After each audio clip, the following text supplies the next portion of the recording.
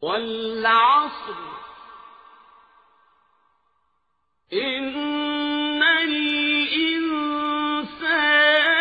لَفِي خُسْرٍ إِلَّا الَّذِينَ آمَنُوا وَعَمِلُوا الصَّالِحَاتِ وَتَوَاصَوْا بِالْحَقِّ وَتَوَاصَوْا بِالصَّبْرِ. Sura Al-Asir, ang panahon, sa ngalan ng Allah, ang mahabagin, ang maawain. Isinusumpa ko sa panahon.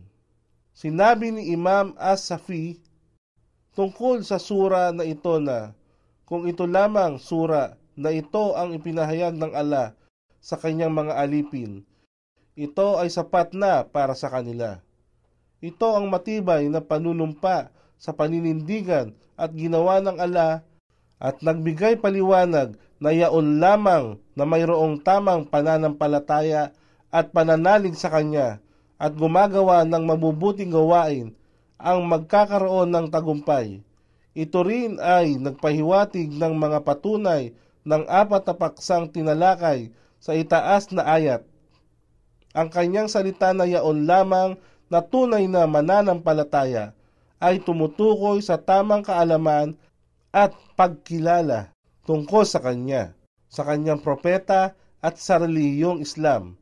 Ang mabubuting gawain ay tumutukoy sa pagsasakatuparan at nagpapayuhan sa bawat isa na tanggapin ang katotohanan ay tumutukoy sa pagpapalaganap ng kaalaman at nagpapayuhan na balikatin ng may pagtitiis ay pagpapakasakit na bunga ng pagpapalaganap at pagpapahayag ng katotohanan.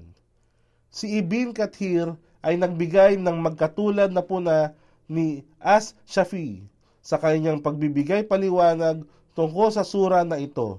Kung ang mga tao ay isaalang-alang ang kahulugan ng sura na ito, sapat na ito para sa kanila.